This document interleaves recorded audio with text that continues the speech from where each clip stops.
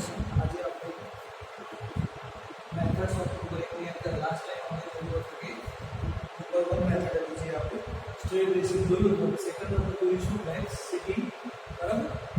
Methods of fingering deep estimation method જે છે એની અંદર આપણે મેથડ્સ ઓફ ફિંગરિંગની અંદર સેકન્ડ નંબરનો ટોપિક આવ્યા હતા જેનું નામ છે બોક્સ સિટિંગ, બરાબર. બોક્સ સિટિંગ શું છે?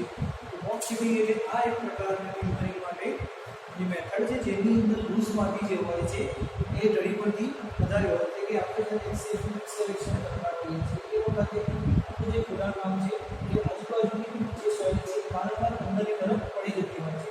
તો એના રોકવા માટે આપણે બોક્સ સિટિંગ બનાવેલી છે. આપણે એવું જોઈ શકીએ છીએ કે જી એટલે ગ્રાઉન્ડ લેવલ, પછી એસ, ડબલ્યુ, ટી અલગ અલગ જે નામ છે એ અહીં શોર્ટમાં લખ્યા છે અને અહીંયા આપણે એમના ફૂલ નામ લખેલા છે, બરાબર. જે રીતે કે બી એટલે પ્લેસ, પછી પી એટલે બેંક, એસ એટલે સ્ટોર, પછી બેન્ચ અને બોલ. તો એવા નામ અહીં લખેલા છે. તો આ માટે શું કરીશું કે આની માટે આપણે એક બોક્સ બનાવીશું અને બોક્સ બનાવ્યા પછી અને એ પ્રમાણે આગળ કામ બતાવીશું. તો ઉદાહરણની ઊંડાઈ 4 મીટર કરતાં વધારે ન હોય ત્યારે આ પ્રકારની મેથડનો ઉપયોગ આપણે કરતા હોઈએ છીએ. સિટિંગ વેલ્સ અને સ્ટ્રટ નો ઉપયોગ કરીને બોક્સ જેવું માળખું તૈયાર કરવામાં આવે છે. અને બોક્સમાં સિટિંગ માટે 2 પ્રકારની ગોઠવણ કરવામાં આવે છે જે આપણે ફિગરની અંદર જોઈ શકીએ છીએ, બરાબર. અલગ અલગ પ્રકારની ફિટિંગ કરવામાં આવે છે બોક્સનું. અને મેન આપણું કામ શું છે કે બોક્સ છે એ ઓલરેડી પહેલાં બનાવવામાં આવે છે, પછી એને ગ્રાઉન્ડની અંદર ઉતારવામાં આવે છે અને પછી એની અંદર જે પણ માટી હશે તે ગુમ કરવામાં આવે છે, બરાબર. બોક્સ સિટિંગનું આ રીતે કામ થતું હોય છે. હવે નેક્સ્ટ જોઈશું આપણે વર્ટિકલ સિટિંગ.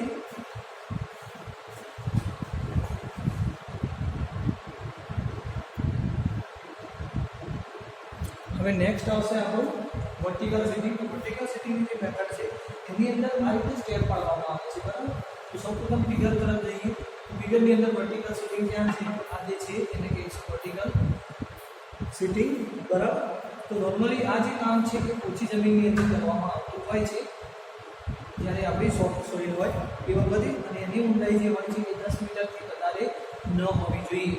10 મીટરથી ઓછી ઊંડાઈ માટે આપણે વર્ટિકલ સિટિંગનો ઉપયોગ કરતા હોઈએ છીએ. અને બીજી રીતે જોવા જઈએ તો આ જે વર્ક છે એ બોક્સ સિટિંગના જેવું જ છે, પણ આની અંદર શું છે કે આ રીતે સ્ટેપ બનાવવામાં આવેલા હોય છે, બરાબર. બાકી સેમ ફોર્મેટ રહેશે આપણું બોક્સ સિટિંગના જેવું જ. પછી આની અંદર બીજી વસ્તુ કે સ્ટ્રટ, પછી આપણે વેલ્સ એ બધું એડ કરવાનું જે આગળ જોઈ ગયા છે એ સેમ ફોર્મેટ આની અંદર પણ જોવા મળશે.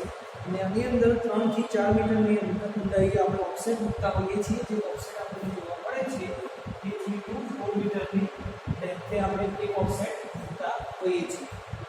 અને જ્યારે આપણે 30 થી 60 સેન્ટીમીટર જ્યારે પહોળાઈ હોય એ પ્રમાણે આપણે આની અંદર કામ કરતા હોઈએ છીએ. 30 થી 60 સેન્ટીમીટરની પહોળાઈ પ્રમાણે આપણે કામ કરતા હોઈએ છીએ. જે વધારે પહોળાઈ પ્રમાણે કામ કરવાનું હોય તો આનો ઉપયોગ કરી શકાય નહીં. તો ક્યાં ઉપયોગ કરી શકાય? તો જ્યારે ગટર લાઈનમાં બધા કામ હોય ત્યારે આપણે આ રીતના વર્ટિકલ સિટિંગનો ઉપયોગ કરતા હોઈએ છીએ, જેની પહોળાઈ 30 થી 60 સેન્ટીમીટર જેટલી રાખવામાં આવેલી હોય છે, બરાબર. હવે આપણે રનર્સ જોઈશું.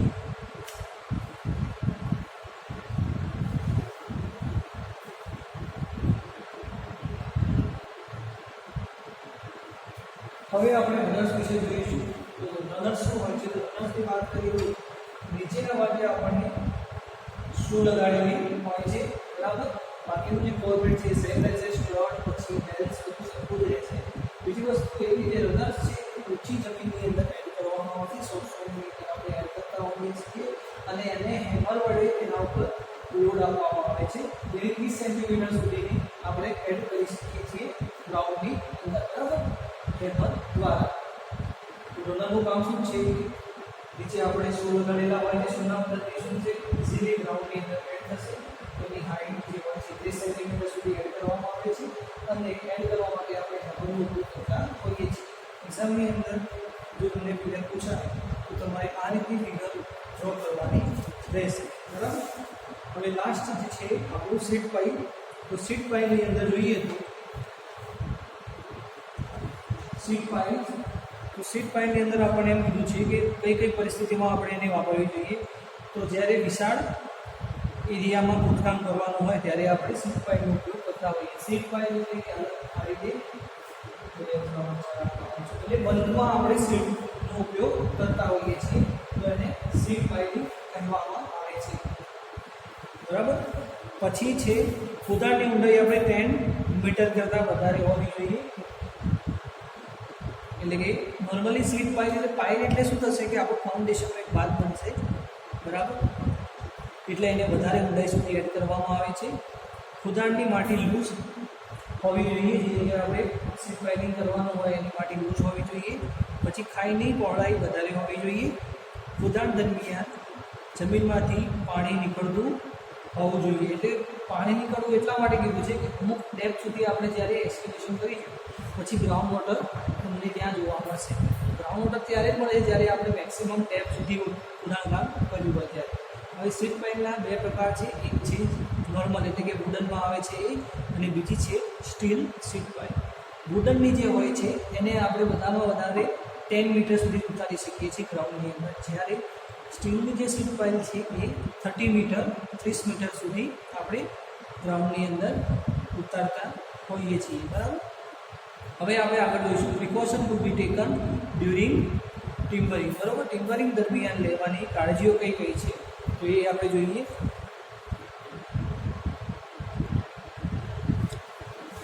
હવે નેક્સ્ટ જોઈએ કે ટિમ્બરિંગ દરમિયાન લેવાની કાળજી, precaution to be taken during timbering. બરાબર. તો એની અંદર અલગ અલગ આપણને સલામતી માટેના પગલાં આપેલા છે, જે રીતે કે સ્લીપ ઓફ અર્થ, પછી testing of struts, sagging of wales, movement of timbering members, removal of timbering, safety impacts, leaders, traffic controls, tools, supervisor, protection of exempt property, shelter, fencing and lights, design and arrangement of timber member. બરાબર. Number 1 જોઈશું આપણે slip of અર્થ. તો એની અંદર એટલે કે માટીનું ધસી પડવું. જે રીતે કે આપણે ટિમ્બરિંગ વર્ક ના કર્યું હોય તો એ વખતે શું થશે કે આજુબાજુની જે માટી છે એ ખોદાણકામ દરમિયાન અંદર પડતી રહેશે. બરાબર. અને એ સમયે શું થશે કે આપણા જે ખોદાણકામ દરમિયાન જે મજૂર વર્ગ થશે, લેબર વર્ગ થશે, એ ઘણી વખતે એક્સકેવેશન કરતી વખતે મૃત્યુ પણ પામતા હોય છે. તો આ બધી પરિસ્થિતિ ઉત્પન્ન ના થાય એ માટે આપણે શું કરતા હોઈએ છીએ, ટિમ્બરિંગ વર્ક કરતા હોઈએ છીએ. હવે આની અંદર જોઈએ તો સ્લીપ ઓફ અર્થ એટલે કે માટીનું ધસી પડવું. તો ઊંડા ખીણ દરમિયાન માટી ધસી પડવાથી મજૂરો એની અંદર દબાઈ જાય છે, અને વધુ ઊંડાઈ ખોદાણ ચાલતું હોય ત્યારે માટી ધસી પડતા આપણે જે સમાંતર કામ હોય છે એની કારણે તિરાડો પણ જોવા મળતી હોય છે. તો બહારના ભાગે આપણે નિરીક્ષણ કરવું જરૂરી છે કે આપણી જે સોઇલ હોય આજુબાજુની તો એ સોફ્ટ છે, હાર્ડ છે, કેવી છે, એના પછી આપણે એની અંદર આપણે શું કરવું જોઈએ, ટિમ્બરિંગ કરવું જોઈએ. બરાબર. તો સૌ પ્રથમ તો માટી કેવી છે એટલે કે માટીનું ધસી પડવું, ટેસ્ટિંગ કરવું જરૂરી છે. સેકન્ડ એ વસ્તુ હશે ટેસ્ટિંગ ઓફ સ્ટ્રસ. ઘણી વખત એવું બનતું હોય છે કે આપણા જે સ્ટ્રસ હોય છે એ ખુલ્લા અથવા તો તિરાડોવાળા હોવાથી બંને જે વર્ટિકલ મેમ્બર હશે એના ઉપરથી પ્રેશર લાવવાથી બંને વર્ટિકલ મેમ્બર નજીક આવી જશે અને વચ્ચેનો જે સ્ટ્રસ હોય છે એ તૂટી જતો હોય છે. આ કારણે શું થતું હોય છે કે આપણું જે ખોદાણ કર્યું હોય એ બધું વ્યર્થ જતું હોય છે. તો એ જે કામ છે એ વ્યર્થ ના જાય એ માટે આપણે સ્ટ્રસનું ટેસ્ટિંગ કરવું જરૂરી હોય છે. બરાબર. એની જે રિજિડિટી છે એ પણ આપણે સમયાંતર ચેક કરવી જોઈએ. હવે બને ત્યાં સુધી ટ્રસ્ટ બે પ્રકારના હોય છે, એક વુડનમાંથી બનતા હોય છે અને એક સ્ટીલમાંથી બનતા હોય છે. વુડન જે છે એ અમુક સમય દરમિયાન અથવા તો પાણી સંપર્કમાં આવવાથી એનું જે આયુષ્ય હોય છે એ ઘટી જતું હોય છે, કાં તો અથવા એની અંદર તિરાડો પડતી હોય છે. પરંતુ સ્ટીલ જે છે એ લોંગ ટાઈમ સુધી આપણું કામમાં યુઝેબલ રહેશે, એટલે આપણે સ્ટીલનો ઉપયોગ બને ત્યાં સુધી વધારે કરવો જોઈએ. પછી સેકિંગ ઓફ વેલ્સ. તો એની અંદર વેલ્સનું વળવું એટલે કે ખાઈની બંને બાજુએથી માટીનું પ્રેશર વધી જવાથી, જે મેં તમને પહેલાં કીધું એ પ્રમાણે આવી બેલ્સ વખતો વખત નિરીક્ષણ કરતા રહેવું જોઈએ. જરૂર જણાય તો વાંકા પડી ગયેલા બેલ્સને આપણે ટેકો આપીને શું કરવું જોઈએ? સીધું કરવું જોઈએ. બેલ્સ કોને કહેવાય આપણે પહેલાં જોઈ લીધું છે, એટલે આપણે એની અંદર વધારે ચર્ચા કરવાની જરૂર નથી. પછી આવશે મુવમેન્ટ ઓફ ટિમ્બરિંગ મેમ્બર. બરાબર, ટિમ્બરિંગ જે મેમ્બર છે એનું ખસવું. નંબર આપણે 4 પહોંચ્યા છીએ. તો એની અંદર જોઈએ ટિમ્બરિંગના વિવિધ આપણને ભાગ જોવા મળે છે, જેમ કે સિટિંગ, પછી વેલ્સ, ટ્રસ્ટ, પછી બ્રેસિંગ વગેરે માટીના દબાણના કારણે પોતાની મૂળભૂત સ્થિતિમાંથી ખસતા હોય છે. તો આ બધી જે મૂવમેન્ટ થાય છે એને રોકવા માટે વારંવાર એને નિરીક્ષણ કરવું જોઈએ તથા ઋતુ પ્રમાણે એ મેમ્બરનો આપણે રિપ્લેસમેન્ટ પણ કરતું રહેવું જોઈએ. કે ચોમાસાની ઋતુ હોય તો જે વુડન મટીરિયલ હશે એ મટીરિયલને શું થશે? એ મટીરિયલને તિરાડો અથવા તો કોરોઝન એટલે કે ફમાણ થવાની શક્યતા વધારે હોય છે. તો તેથી શું થશે કે આપણે એને રિપ્લેસમેન્ટ કરવું જોઈએ. તો વારંવાર આવો જે છે એની ચકાસણી કરવું જોઈએ, જે પણ મટીરિયલ હોય, મેમ્બર હોય. પછી રિમૂવિંગ અથવા તો રિમૂવલ ટુ ટિમ્બરિંગ એટલે ટિમ્બરિંગ દૂર કરવું. જે જગ્યાએ ટિમ્બરિંગ લગાવ્યું હોય કામ પતી જાય એ પછી આપણે ટિમ્બરિંગ દૂર કરવું. તો કામ પૂરું થયા પછી ટિમ્બરિંગના પાટિયા, ટેકા, ફિલ્સ વગેરેને આપણે શું કરતા હોઈએ છીએ? દૂર કરતા હોઈએ છીએ. ખાઈમાં પાણીની પૂર્ણી 20 સેન્ટીમીટરથી 30 સેન્ટીમીટર જાડાઈના સ્તરમાં કરવી જોઈએ અને એની બરાબર કૂટાઈ કરવી જોઈએ.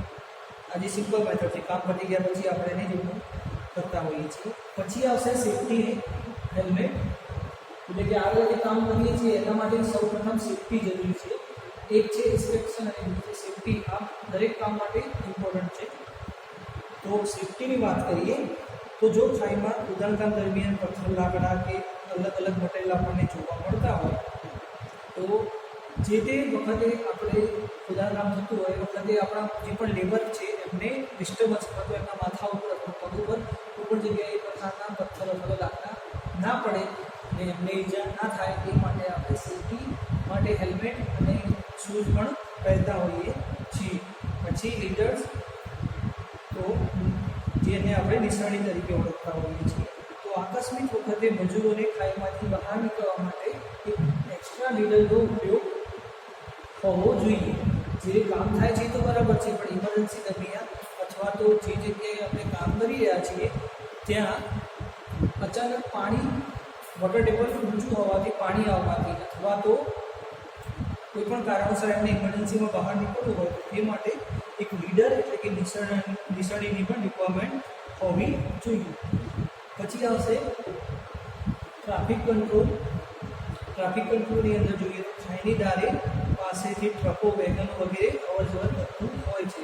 એટલે એમના માર્ગદર્શન માટે આપણે લેટર લગાવવા જોઈએ અથવા તો રાત્રિ દરમિયાન રેડિયમ પટ્ટી અથવા તો રેડ કલરની પટ્ટી બાંધવાથી જે તે વ્હીકલ હશે એ તમારા જે કન્સ્ટ્રક્શન વર્કથી થોડું દૂર જશે અથવા તો દૂર ચાલવાની કોશિશ કરશે. બરાબર, એટલે આપણે એક્સિડન્ટ એને ટાળી શકાય.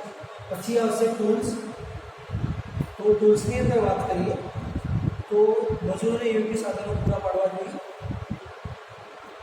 જેથી ઇમરજન્સી દરમિયાન આવા સાધનોનો ઉપયોગ કરી અને સલામતીથી લોકોને બહાર કાઢી શકાય. જે રીતે કે સલામતીની વાત કરીએ તો લીડર જે છે એ સલામતીની અંદર જ આવે છે, ટૂલ્સની અંદર જ આવે છે. અથવા તો ફર્સ્ટ એડ બોક્સ પણ આપણે રાખવું જોઈએ. સાઈડ પર કોઈ વિકેટને વાગી ગઈ તો એ માટે પણ આપણી પાસે ઇમરજન્સી તાત્કાલિક જે સારવાર આપણાથી થાય એના માટે કરવી જરૂરી છે.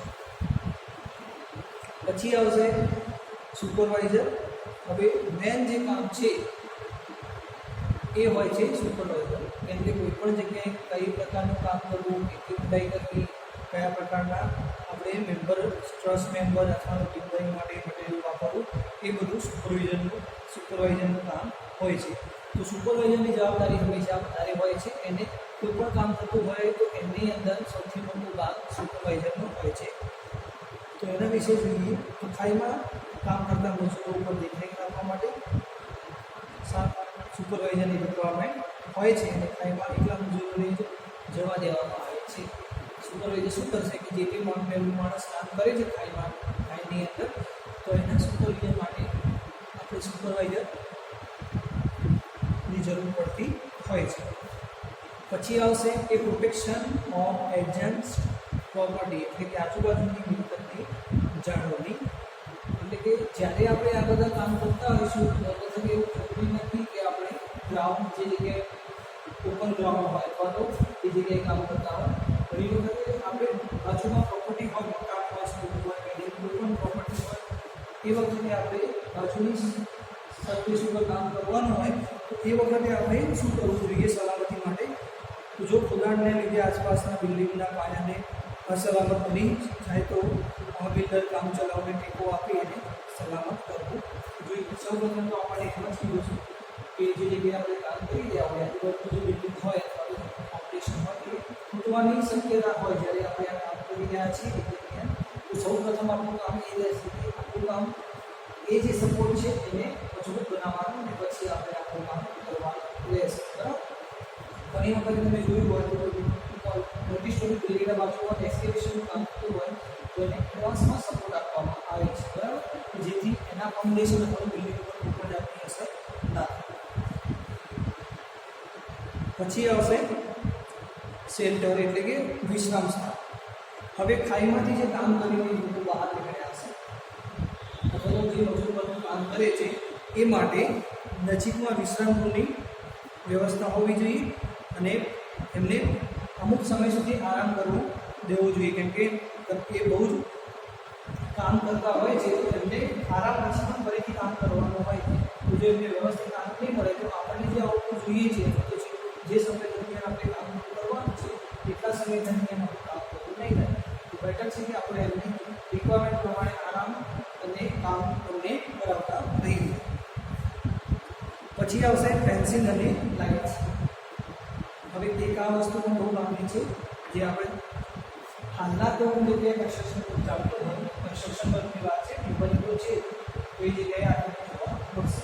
હવે એની અંદર જોઈએ તો ફેન્સિંગની અંદર તો ખાઈમાં આજુબાજુ જે જનાર ટ્રાન્સપોર્ટેશન હોય કાં તો પછી માણસો હોય એમને કોઈ પણ જાતની તકલીફ ના પડે અથવા તો રાત્રિ દરમિયાન કોઈ પણ જાતની અડચણ અથવા તો કોઈ પણ જાતનો એક્સિડન્ટ ના થાય એ માટે આપણે ત્યાં લાઇટ્સ અથવા તો રેડિયમ પટ્ટી અથવા તો એક ફેન્સિંગ તાર અથવા તો બેનર લગાવવામાં આવે છે, જેથી દૂરથી ખબર પડશે કે આ જગ્યાએ કોઈ પણ જાતનું કામ કન્સ્ટ્રક્શન વર્ક અથવા તો જે પણ કામ હોય એ ચાલી રહ્યું છે.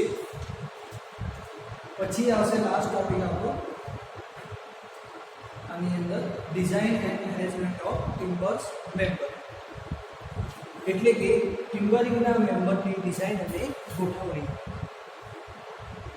તો ટિમ્બરિંગ મેમ્બરની ડિઝાઇન અને ગોઠવણી કઈ રીતે કરવી તો એ જોઈએ. તો ટિમ્બરિંગમાં વપરાતા વિવિધ મેમ્બરો જેવા કે પાટિયા, ટેકા એટલે કે પ્લેન્ક, સ્ટ્રોટ વગેરે ઉપર આવતા ભારની ગણતરી કરવી અને તેના આધારે મેમ્બરની સાઇઝ નક્કી કરવામાં આવે છે. મેમ્બરને સસ્પેન્સિંગ અને સાઇડ માટે માટીનો પ્રકાર, ખાઈની ઊંડાઈ વગેરે ધ્યાનમાં લેવામાં આવતું હોય છે. આપણા માટે આ લાસ્ટ ટોપિકથી જોવાનું એમ છે કે આપણે જે જગ્યાએ કામ કરી રહ્યા છીએ તો એ માટે જે પ્લેન છે એના પર કેટલા મેમ્બર કામ કરવાના છે અથવા તો એના પર કેટલો લોડ આવવાનો છે. બીજી વસ્તુ આપણને એમ કીધી છે કે કયા પ્રકારની માટી છે જે આપણે સોઇલની અંદર કામ કરી રહ્યા છીએ, એ સોઇલ કયા સોફ્ટ છે, હાર્ડ છે, કે કેવી છે એ પણ એના ઉપર આધાર રાખેલું હોય છે. તો આ જે આપણે જોયા એ થયા આપણા ટિમ્બરિંગ વર્ક દરમિયાન લેવાની કાળજીના મેઇન ટોપિક હતા, જે ફરીથી એકવાર આપણે હવે જોઈ લઈશું. જેની અંદર હતું સ્લીપ ઓફ અર્થ, પછી હતું ટેસ્ટિંગ ઓફ ટ્રસ્ટ, સેગિંગ ઓફ વેલ્સ, પછી મૂવમેન્ટ્સ ઓફ ટિમ્બરિંગ મેમ્બર્સ, પછી removal of timbering, safety helmet, ladders, traffic controls, પછી આવશે tools, supervisor, protection of adjacent properties, shelter, fencing and lights, design and arrangement of timber work. બરાબર? તો આજે આપણા એસીડીના લેક્ચરની અંદર આપણે અહીં સુધી રાખીશું. બરાબર? આ લેક્ચરની અંદર તમારે ખાલી એ વસ્તુ ધ્યાનમાં લેવાની છે કે એક્ઝામની અંદર તમને એમ પૂછાય કે ટિમ્બરિંગ દરમિયાન લેવામાં આવતી કાળજી આપણને મને જણાવો તો એક્ઝામની અંદર 7 માર્ક્સનું એક્ઝામ્પલ તમને ક્વેશ્ચન પૂછવું હોય તો તમે ટોટલી બધા લખવાના 10 48 ટોપિક બરાબર, અને ઓનલાઈનમાં સમજાવવા તમારે બધા ડીપમાં જવાની જરૂર નથી, પરંતુ 5 માર્ક્સની અંદર પૂછવામાં આવે તો તમે 10 અથવા તો 9 જેટલા લખી દેવાના અને એની અંદર વ્યવસ્થિત સમજાવી દેવાનું કે કયા કોર્સમાં શું આવે અથવા તો કઈ વસ્તુમાં શું આવે. ઓકે, તો આ લેક્ચરની અંદર આપણે તમારે મને ખાલી જે રનર્સ છે એનો સ્કેચ દોરીને મોકલવાનો રહેશે બરાબર, અને કોમેન્ટની સાથે એનો નંબર જરૂરથી લખવાનો રહેશે. Thank you.